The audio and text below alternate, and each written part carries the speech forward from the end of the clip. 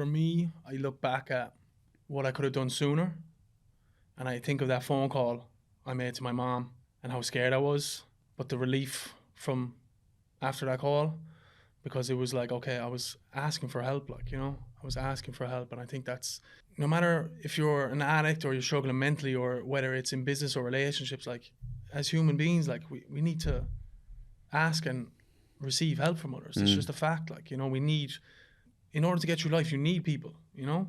So I think for me, I felt so alone at the time, and I was so fearful of asking for help. And I think, like, look, if someone's struggling out there, it's just like, look, doesn't matter who it is, you just ask someone for help, let them know what's going on. For me, it was my mom. And that was the start of my recovery after that phone call. An entrepreneur straight out of New York City, Michael Chernow was cracking.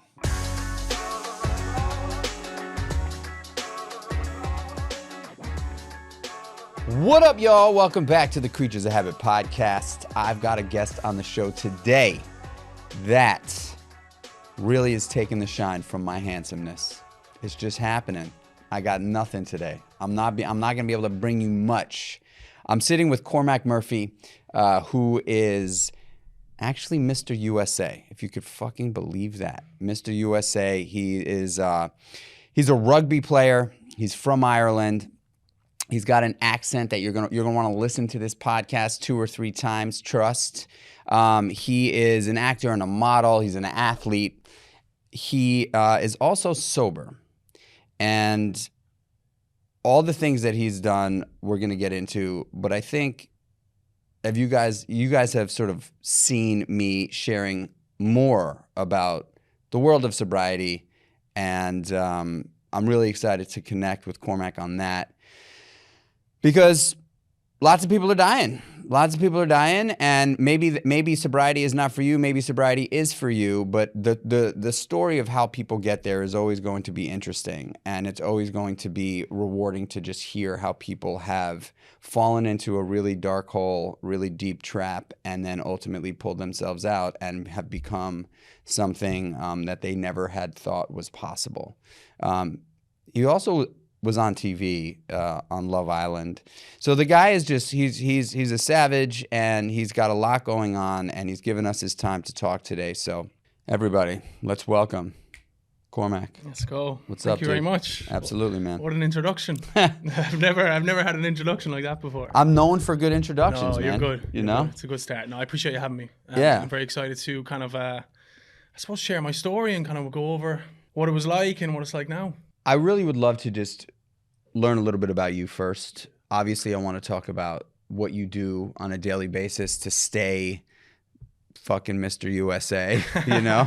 I mean, that would be really interesting to hear from you. And whenever I get to sit across the table from somebody who I share something so like intimate with around sobriety, you know, it's a vulnerable thing to talk about. Yeah. And for years, we were just talking before the cameras are rolling, you know, for many, many years, it was kind of like taboo to talk about being sober in the sober community. It was like, nope, you don't talk about it. You keep it close to the chest.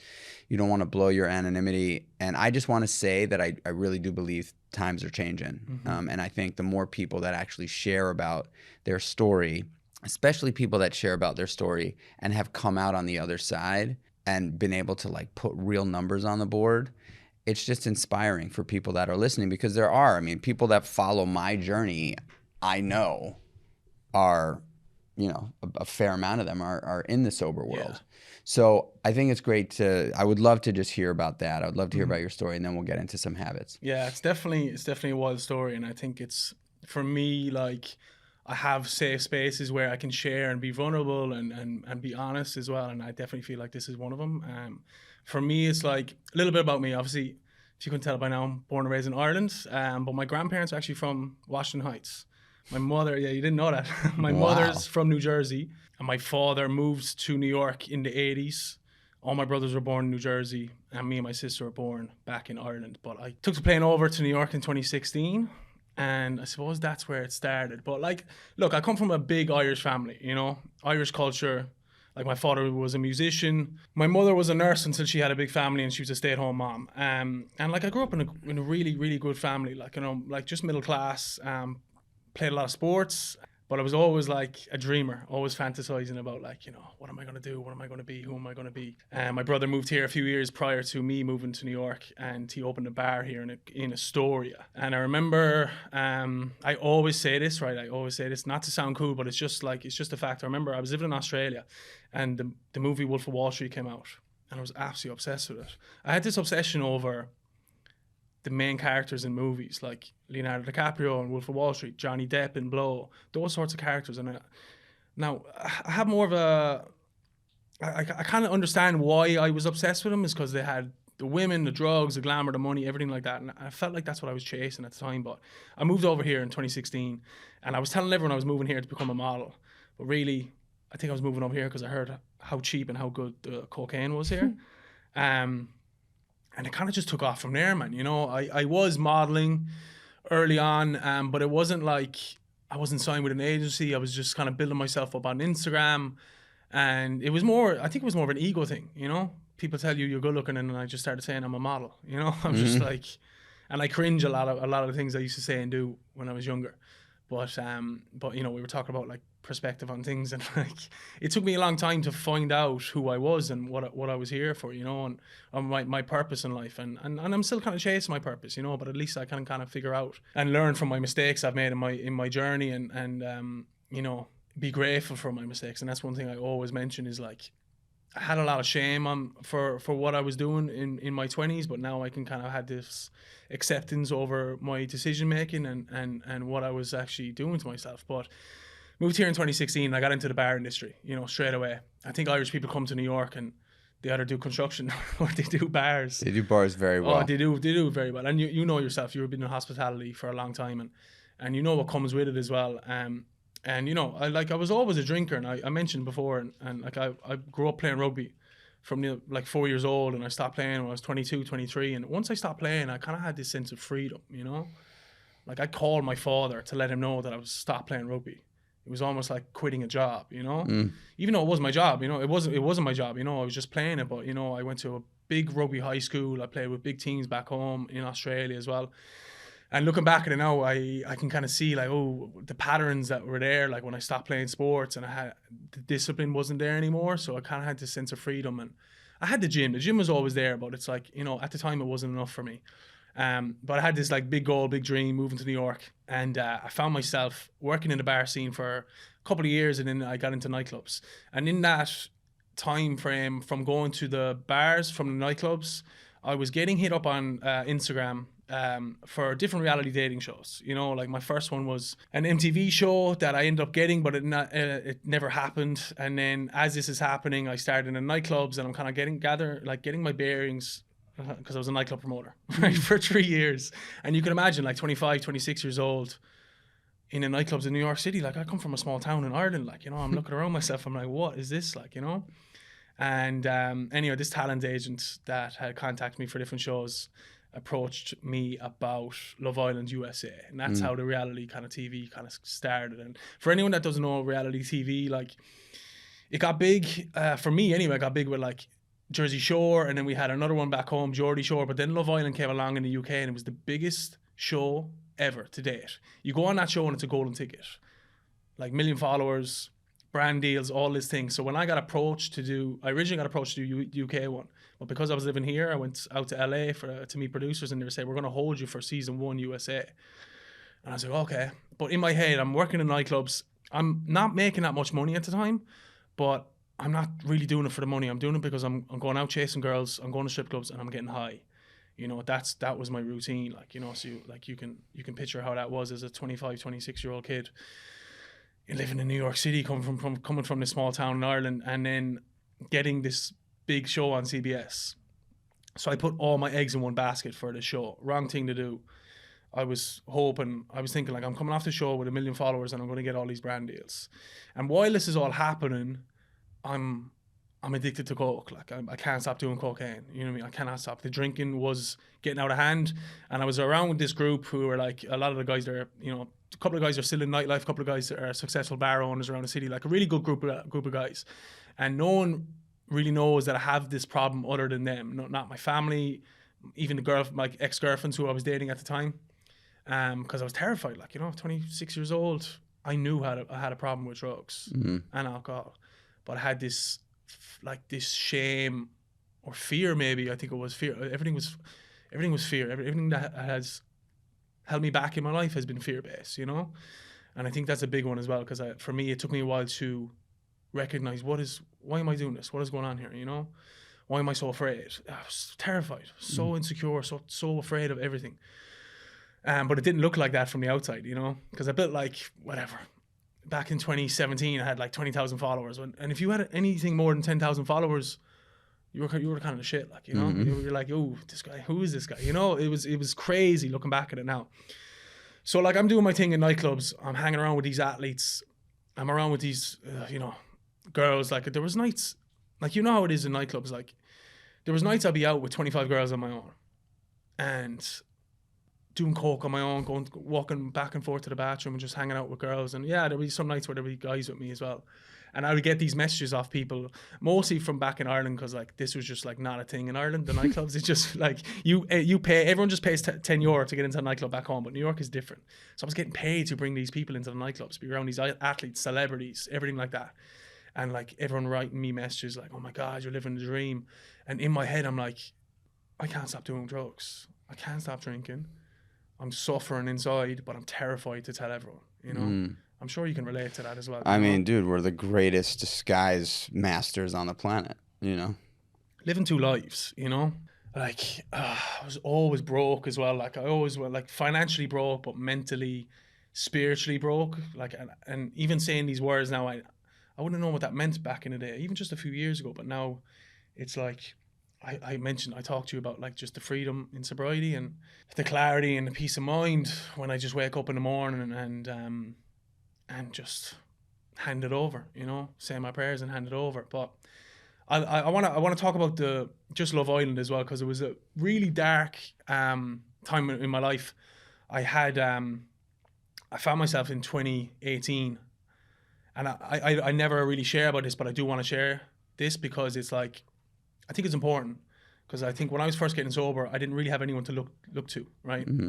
And I find the more vulnerable I can be on a platform like this and on just social media in general, I think that will benefit others that are going through what I was going through and what you were going through as well. 100%. That's why we're doing it. Yeah, exactly. So I think 2018, I had a really bad week, and there was this drug going around the city called 2C. I don't know what the mix was. It was coke, MDMA, whatever it was, and it was my first time taking it, and I had a really bad high, whatever. It was almost like paranoia was setting in, and I found myself on a 4-story ledge in Astoria.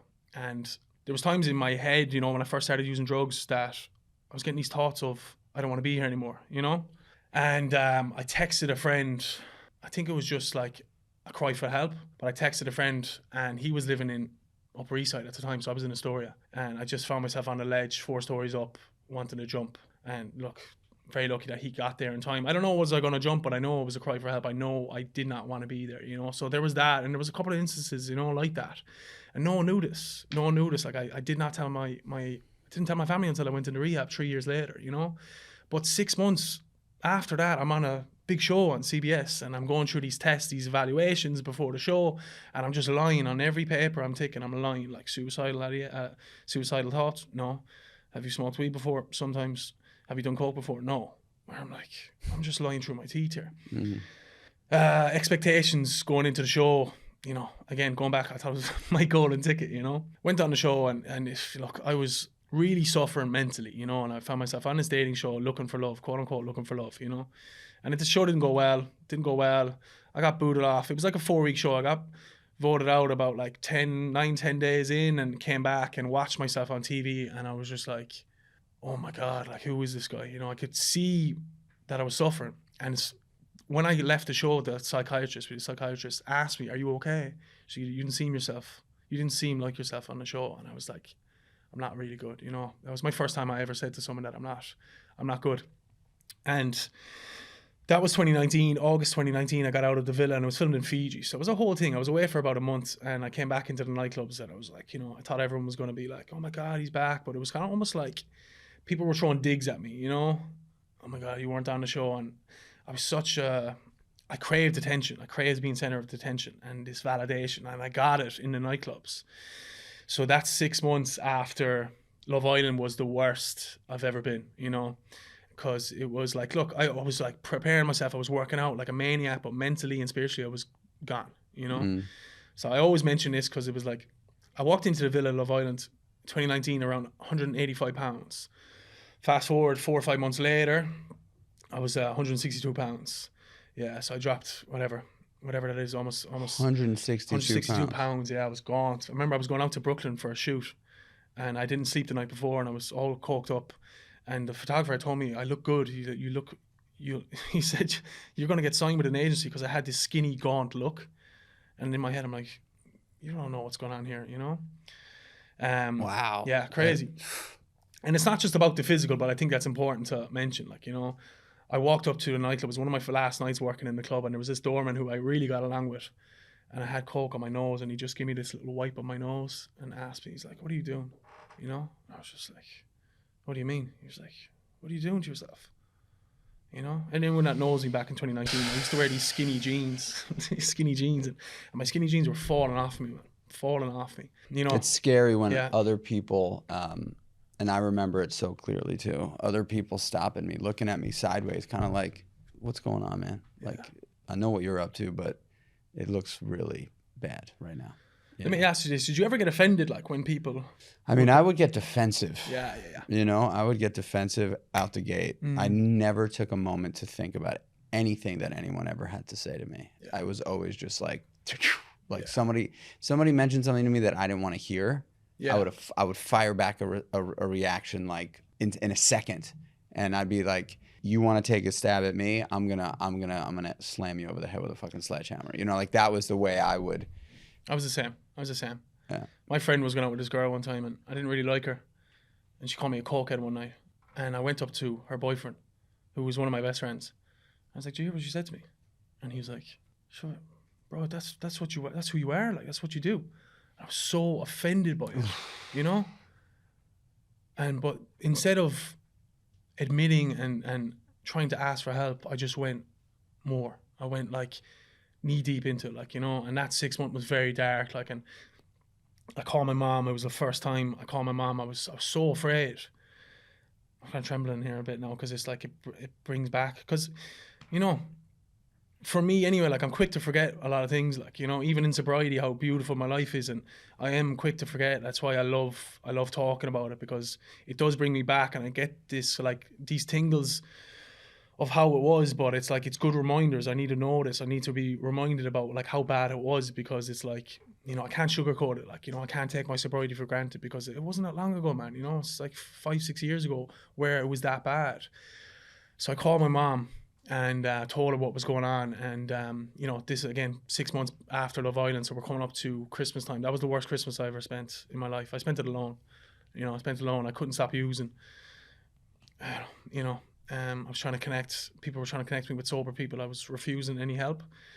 My brother, Liam, who's like the golden child of the family, like, you know. And I say that in a good way, not in like a resentful way. Is he like, the one that opened the bar in Astoria? No, that's Roy. I have a big family. I have four brothers, one sister. Yeah. But Liam was like my savior, like, you know, like, I didn't look at it that way back then, but he flew over to New York, and within 5 days my bags were packed and I was back in Ireland. And the relief, I remember the flight home, like the relief of when the wheels touched the floor and I was back in Ireland was just like, oh man, you know. I was still terrified though, because I knew what was coming. Like, I just had this thing with my father. I knew my father would struggle to understand my thing, because I come from this, like, it's the Irish culture. You play sports, you play music, or you go to the pubs to listen to music and you drink. That's what you do. But I was terrified to let my dad know, like, about the drug side of things, because I was afraid he wasn't going to understand. But it was nice, because he took me into my first, I suppose you call it an interview, to get into the rehab center. And, you know, I had to lay everything out, let the counsellors know, like, what I was doing, what was going on. And my father, I was in tears, and it was just my father rubbing my back and letting me know that it's going to be okay, like, you know. And it's just like, that was the start of it, you know. And for people who know my journey, there's been relapses in there. And when I went into rehab, when I came out of rehab, right, I did a 30-day rehab program, and they had asked me to stay on longer, but I was just like, no, I'm not doing it. COVID had started. COVID had just started. I remember watching on TV. We could watch TV for an hour a night in the rehab, and it was just this thing COVID had started. So it was very tough, man. I was back living with my parents and my sister.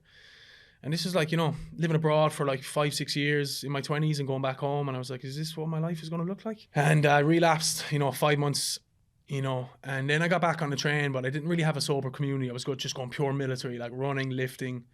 I got the grasp of meditation, a little bit of journaling and stuff, you know, which I have in my life today, like, you know, and I think that's like, we talk about the tools in sobriety, like, you know, I think those are the main tools. Like for me, it's like, it's my fitness, but it has to be, it's the mind that was taken over, like, you know. So it's like, I always say, like, when I used to look at myself in the mirror, majority of the time I would be happy with who I would see, but really inside I was like, I hated myself, like, you know. I never loved who I was, like, you know. And people probably think, listen to this, they're like, there's no way, like, you know, but it's, you have to understand, it's like what you're seeing from the outside is what it's like I was painting a pretty picture on Instagram, you know. I'd post all these like photos with these athletes and celebrities and these modeling photos and on my social media in order to look a certain way, but really what was inside was the complete opposite, like, you know. Yeah, man. So I relapsed a couple of times. You'll understand this. Like, my sobriety date was my father's birthday. My first sobriety date was September 27th was my father's birthday. And 11 months after that, I had relapsed, and I had this dating show that came up, and I went to the UK for it. And it was actually 8 days after my dad passed. So my dad's 3-year anniversary is this Halloween day. Sorry. Yeah. You know, I went to the show, this dating show in the UK, but I went there to relapse. I went there to drink because I knew no one was going to know my story. You planned it. I planned it, yeah. It's like that. Like, I knew I was going to relapse. Like, they say people who relapse, they plan it in their head before. Sometimes it's a slip, you know. It's like, oh, you're in the wrong place at the wrong time. But I knew I planned this out, like, you know. And relapse. And then before my father passed, you know, there were so many of us. It's quite sad, but it was quite like, it was beautiful in a way, because he passed in the house that we grew up in, and we were having these conversations, you know, individually and together. And he said, you know, why don't you go back to New York? Like, go back. Almost right your wrongs. And then after he passed, I booked my flights back to New York. But you have to think, like, this is like, I'm excited, but I had relapsed and I was going back because I knew what was back in New York. I knew what was back in New York. I knew the clubs were there. I built up a name for myself in the clubs in New York. And that's not like talking from an ego thing. Like, it's just, that's the way it was. Yeah. That's what it was. And you know, that led on to, obviously I got into I got my certs as a personal trainer, and I started online coaching, and I did get signed with a big agency here. I've been with Wilhelmina Models almost 3 years now, but I was still drinking, and whatever money in my bank account that I had, it was gone within 4 months. You know, so going back to that, everything was gone. You know. Did you start doing it? Was coke a part of it? It was coke, Adderall, and alcohol, you know. Like, I would always smoke weed as well, but it was coke was like, for me, coke was like the crazy ex-girlfriend that I could not stop going back to, you know. I knew it wasn't good for me, but I couldn't stop it, like, you know.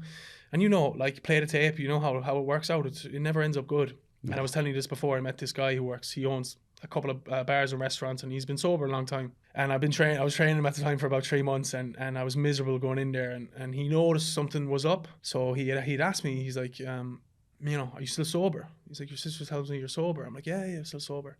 A week later, I go back into training, and he's like, listen, I know you're not sober.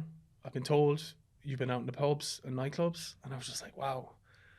I'm gone 2 years, and I come back to New York, and someone who I just met, and I'm training him, was told that I was out doing the thing. So to me, I was like, all right, people knew I had a problem, because I'm sure you can relate to this. Sometimes I would go out and, you know, I wasn't necessarily the messiest person, you know, because I thought I was disguising everything so well. But, you know, I wasn't, you know, people knew I had a problem. And I know you can relate to that, you know. It's like, I mean, I was at the end there. I mean, rarely did I sleep. I would stay up for 2 or 3 days at a time, and it would be a mix of pills, cocaine, and booze. Yeah. Some heroin every once in a while. The heroin came in at the end, but I was behind the bar Yeah. I was behind the bar. Yeah. I was working. I worked 4 or 5 nights a week. I was Mikey the bartender, the East Village bartender. I mean, I was, Yeah, it's wild, man. I'll tell you this, and this is, I stopped promoting in the clubs because my partners that I was working with told me I couldn't do it anymore. So I was up in this apartment on West 42nd, and my dealer used to still come to me. So I was using on my own for the last 5-6 months on my own, coke. There was actually a period of time where I wasn't even drinking. I was just doing coke. You can picture, like, I wasn't sleeping. My dealer at the time cut me off. That's how bad it was. So you picture the amount of money I was giving him. My dealer at the time said, I can't give you any coke. That's when the Adderall and weed started taking over a little bit, and the paranoia started coming in. But yeah, man, it's wild, like, and it's not that long ago. Like, you're sober 20 years. Like, I just celebrated 2 years in July. 2 years is a long time, dude. Yeah, it is, man. It is, and it's beautiful. And especially 2 years is a really long time for somebody who's potentially listening, who's sitting in their apartment doing coke right now, Yeah. Because there's probably at least one person listening that is questioning, is what they're doing okay? Yeah, I know. Yeah. And that's why I think it's powerful to share a story like this on a podcast like this, where we don't only talk about, I have a wide net of guests that I bring on the show, and we talk a lot about habits, rituals, and routines. But at the end of the day, I'm not sitting here if I'm not sober, period. That's just the straight up truth. Me too. And the habits that I've developed, Creatures of Habit is the company I'm the founder of. I launched the brand because I know that habits will either make you or break you. Yeah. I've lived on both sides, right? Like I spent a lot of time where my habits broke me, and I did not believe that there was a pathway out. Like I just didn't think that I was going to be one of the people that could get sober. I just didn't think it was possible. For whatever reason, that was my ego. That was like this terminal uniqueness kind of thing that I had, where I was just like, I'm not going to be one of those people. Like, it's impossible. I thought I was they call it self-centered fear, right? Like I looked at myself as different than everyone else. And the truth of the matter is, and I think, you and I, two guys sitting here talking about sobriety, can just flatten out that mindset, right? Like, if you're listening, are not unique. And now I'm not saying that in a negative way or an attacking way. You are just like Cormac and I, right? And two guys at the absolute bottom of the barrel. Maybe not the person that you see, in rags walking down the street, but certainly felt like that person. Yeah. You know what I'm saying? Like, I did everything in my power to try to uphold a presentable human. And at the very end, people would stop me that I knew, and they were like, dude, you're fucking gray. And I would be like, sometimes I didn't know what they were talking about. Like, I would be like I'm gray, like I'm in a gray place? No. And I'd be like, what do you mean? And they were like, look in the mirror. Yeah. And I never looked in the mirror in those days. And if I did look in the mirror, I never looked at my face. It was always just to see what I was wearing. Yeah. Yeah. When I got sober, the morning, my last hurrah was, I walked into my bedroom. I'd been up for 2 days, probably 48 hours. And I had a wall mirror, like right behind my door on the wall, there was a wall mirror there. And I would only look at it to see what I was wearing. I don't remember ever sort of gazing into my eye. And for whatever reason, I closed the door, I got a glimpse of myself in the mirror, and I stopped and I looked at myself. Like, I remember looking at myself in the eyes, not something that I did ever, right? And actually, anybody that's listening to this podcast, a very powerful tool, a very powerful thing to do is to look at yourself in the eyes in the mirror. Yeah. And what you say matters. It does. What you say, and I'm not saying that you need to go tell yourself you're the best thing on the planet, best thing since sliced white bread. But I am here to tell you that, like, looking at yourself in the eyes is a very powerful thing, because it's rare that you get to do it unless you're intentional about it. And so I caught myself and I looked at myself in the eyes, and I don't know the exact words I said, but it sounded a lot like, you should jump out the window. You are a useless piece of shit. You are a deadbeat. You've got nothing going. It's over. Like, it is over, dude. You are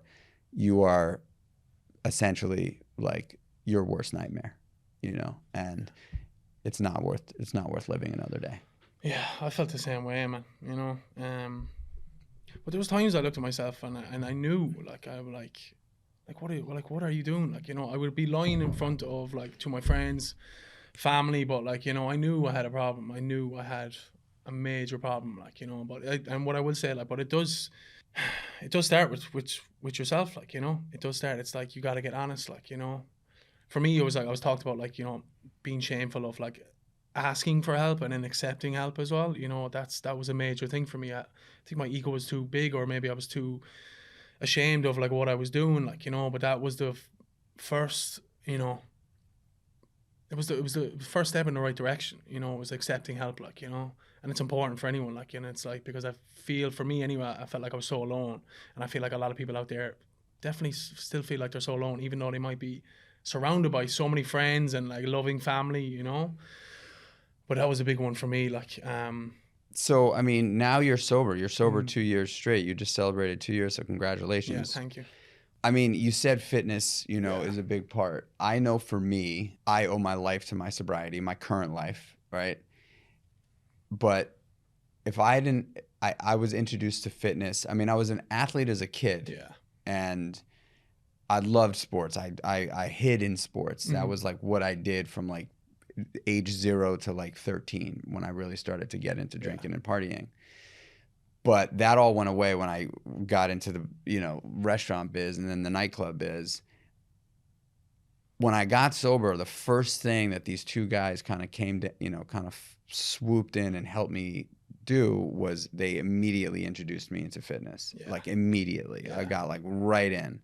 And so I truly believe now, being sober for a long time, and a lot of the people I got sober with are not sober anymore. Some are dead. But I just have kind of come to this conclusion, and again, like we can only speak about our experience, right? The sober community is necessary as far as I'm concerned, but so is movement. Yeah. Like the sober community, or community and support in general, is necessary as you sort of walk this path. And movement is going to be an absolute life-saving tool for you, right? Like, I don't know what I would do. I don't know if I'd still be sober if I didn't have this this ferocious passion for moving my body. It's a must, man, you know? Like, obviously, for me, it comes down to, like, my sober community, but one of the counselors when I was in rehab, I was running around the block and she said, you need to slow down. It's not your body, it's your mind you need to get right. But then later at the end of rehab, she's like, you should get into fitness. And I said, fuck off. I was like, go way out of it. And then I'm a trainer now. But like, I'm not saying you have to become a trainer, but I had to go back to who I was, like yourself. Like I played all the sports growing up. I excelled in rugby. So fitness was definitely my savior, you know? So it's just like, and I'm not saying you have to pick up, like for me, it's weights and it's running time to time, you know? But like, we're spoiled with sports, classes, activities, group, like whatever it is, like, you know? So it's like, for me, it's like finding your tribe, but like moving your body, man, it's a must. Like, it's just like, and I'm not having a stab at people, but I don't get how people live their lives without doing some sort of movement, whether it's weights or not, or whether it's playing a sport. I don't understand that. But for me, yeah, like fitness is a part of my savior, you know, as well as the sober community. But it's what is your morning routine look like? Pray in the morning, journal. So I have this 5-minute journal that I do. So it's my gratitude thing.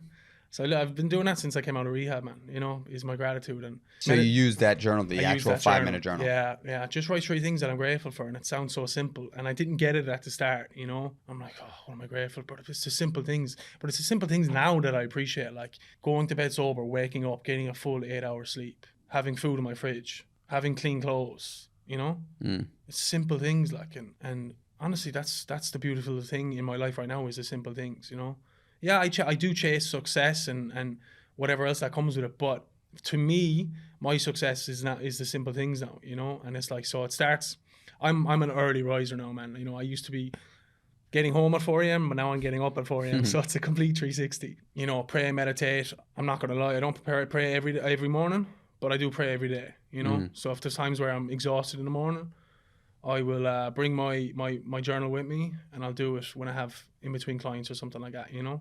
Prayer and meditation, and it's like, for me, like, I didn't grow up religious. My dad was an atheist, but it was just like, for me, it's like that concept of, for me, I use people who I've lost in my life, you know. My pop-up, my mom's dad was a recovering alcoholic. He died 32 years sobriety.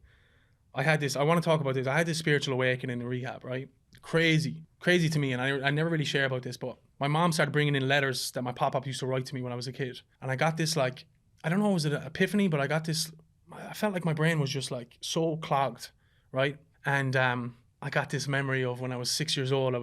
My mom's from Bergenfield in Bergen County, New Jersey. And I was sitting at the top of the stairs, and my pop-up was letting in these sober guys. And then they all started introducing themselves. And just out of nowhere, I got this memory of that in rehab.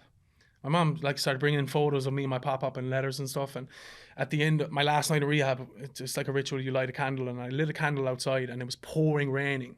I lit a candle just underneath this fireplace outside. It was pouring raining all night, windy, raining, and with a picture of my pop-up beside the candle. And I went down the next morning, and the candle was still lighting. Wow. So like, there's something there, man, you know, and you know, did I carry that? You know, for me, I knew I was in the right place, but because I was such an addict, I had my relapses, but I've always gone back to praying to my pop-up. My dad passed almost 3 years ago. I prayed to my father.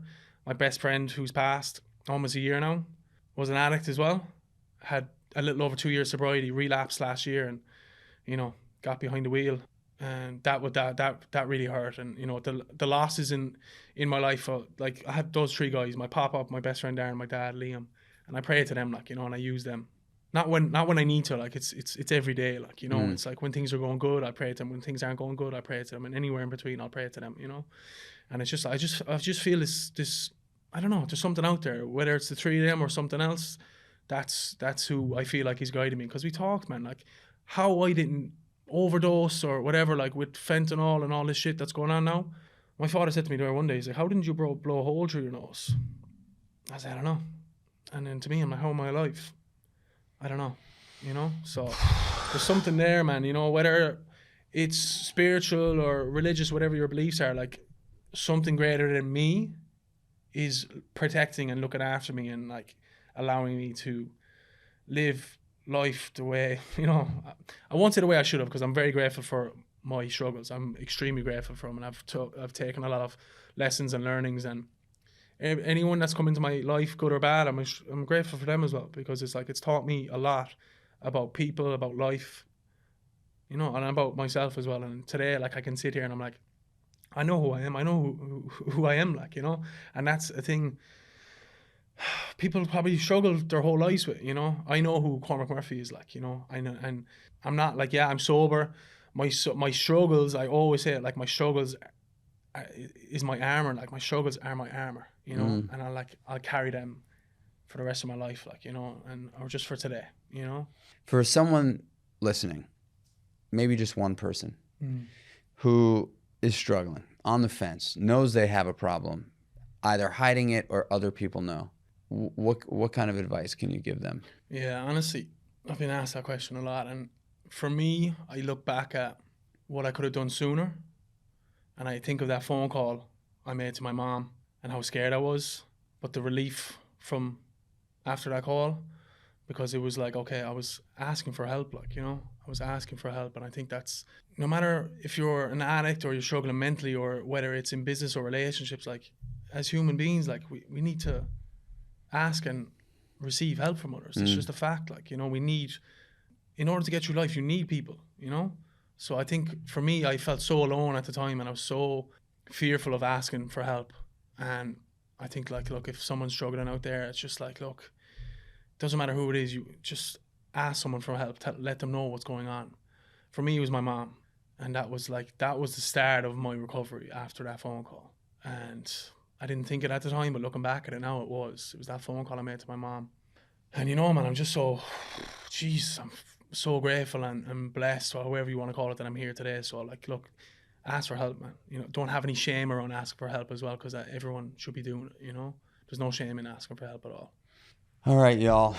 That was a really powerful, super vulnerable episode of the Creatures of Habit pod. And we definitely got a few of Cormac's things that he does every single morning. It's very similar to what I do every morning. But more importantly, we were able to share a story of someone who, similar to me, has gone through a really, really challenging, hard time, that didn't see the forest through the trees. And one thing, a phone call to his mom, changed the course of his life. And he didn't do it perfectly. None of us do.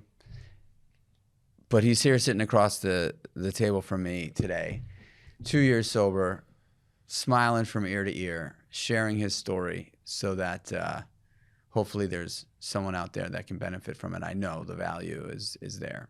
So as you guys know, I appreciate you. This would be a really, really, really good one to share with a friend that you think might need to or want to listen to it. A family member, anyone who you know of that is struggling. Share the podcast. Obviously, I would appreciate you sharing the podcast because it helps us grow. But way more importantly to me, if we can help save one person from using that lethal dose or calling it quits and actually taking the step off the 4-story building, because I know that happens too. I love you guys. I appreciate you guys. I really do. If you're feeling super generous and you want to give us a 5-star rating and review, that would mean a lot. Subscribe to the podcast wherever you listen to podcasts. And yeah, we're gonna keep making great podcasts, and we're gonna talk more about sobriety too, because it's a massive part of my story. It's a massive part of my story, and it's the only reason why I'm sitting here with the ability to do this stuff. So I appreciate y'all. I love y'all. Thank you, Cormac. Until the next one, peace.